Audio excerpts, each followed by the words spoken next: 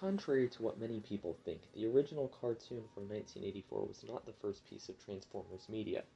In fact, the comic debuted several months before the show even aired. The comic was published by Marvel and was originally intended to be only a 4-issue limited series.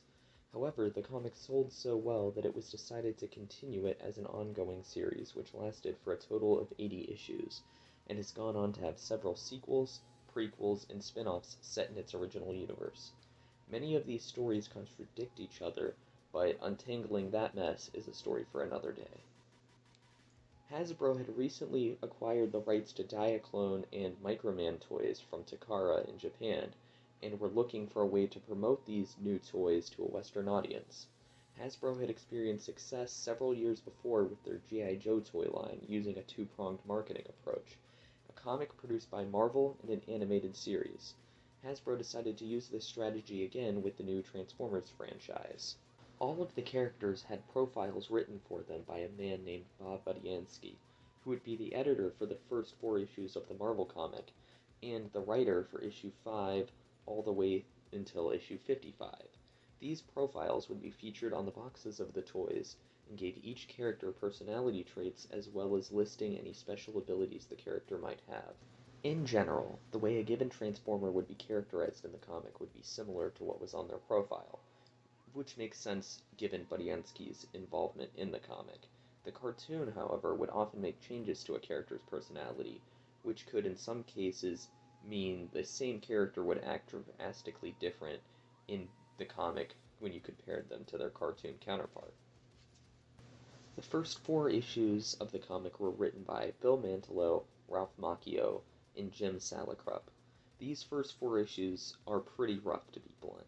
There is nothing too special to talk about here, besides the fact that issue 3 includes an appearance by Spider-Man. The story is quite simple. The Autobots and Decepticons have been at war for millions of years. During this time, the Autobots learn that their planet Cybertron is threatened by an asteroid belt, and so they build a ship called the Ark to go and destroy the asteroids. The Decepticons learn about this plan and decide, while the Autobots are busy destroying the asteroids, it would be a good time to stage a sneak attack. This leads the Decepticons to board the Ark, and Optimus Prime makes the choice to send the Ark on a crash course to Earth in order to end the Decepticon threat at the cost of the lives of the Autobots on board the ship. The Ark crash landed on Earth, where the Transformers lay on board dormant for 4 million years until the volcano the Ark was buried in erupted, and caused the Ark's computer to come back online and rebuild the deactivated Autobots and Decepticons.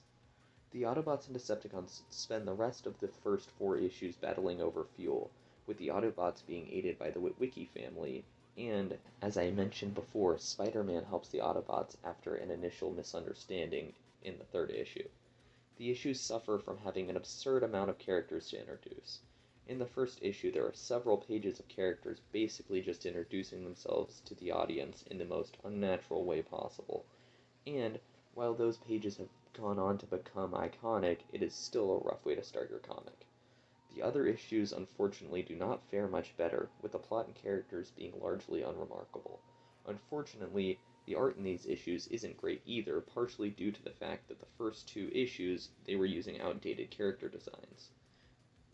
In issue 5, once the series became an ongoing title and Budiansky took over the writing duties, the series experienced a large upturn in quality of the stories being told. Around this time, the artwork also began to become more consistent as well. The early issues of Budiansky's run followed Ratchet as he tried to save the Autobots from the clutches of Shockwave, who had taken control of the Decepticons, with Ratchet going so far as to team up with Megatron for a brief time. These issues also introduced the Dinobots, who went on to become fan-favorite characters, as well as giving us the first appearance of the Matrix, albeit in a different manner than it has come to be portrayed now. 2 human characters that made their debut in these issues were G.B. Blackrock and Josie Veller, aka Circuit Breaker, who would both continue to make prominent appearances in the comic for the entirety of its run. Ratchet eventually succeeds in rescuing the Autobots, at which point we have several issues of one-off stories that mostly serve to introduce us to new characters and also flesh out some existing ones such as Buster Witwicky and Bumblebee. The standout from these first 20 issues are the 2-parter Return to Cybertron, which shows us what happened to the Transformers' home planet while our heroes have been stranded on Earth. During these issues, we follow a small group of Autobot resistance fighters led by Perceptor as they fight against the forces of Lord High Governor Straxus. In the first part of the story, we follow Blaster trying to rescue the Autobot spy Scrounge from the smelting pool at Straxus' headquarters, Darkmount. And in the second issue, we see the Autobots try and stop Straxus and his followers from sending reinforcements to the Decepticons on Earth using a space bridge. Budiansky has said these issues are some of his favorites that he wrote during his time on the comic. They also hold a special place in my heart as they were among the first Transformers comics I had ever read.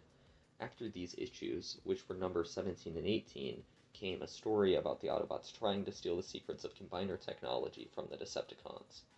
Omega Supreme makes his first appearance in this issue and is able to deactivate the Decepticon Seekers, as well as the cassette bots Rumble, Frenzy, and Buzzsaw. Issue 20, the final US issue that I will be covering in this video, was centered around Skids as he befriends a woman named Charlene and questions whether he should return to the Autobots. To make it clear why I choose to stop on a rather unremarkable issue, we are going to have to talk about what was going on with the Transformers license across the pond. Marvel's UK division had made the choice to publish reprints of the US comic. It had been decided that the comics would be split in two and published in two 11-page halves. There was a several-month break between the US publications of issues 4 and 5. This led to the production of several UK original stories to fill for time. The first of these stories was The Man of Iron, written by Steve Parkerhouse. This story was also published in the US issues 33 and 34, notably the only time one of the UK original stories was reprinted in a US issue. The next UK storyline, The Enemy Within, was written by Simon Furman, who would go on to write a majority of the UK original strips from then on.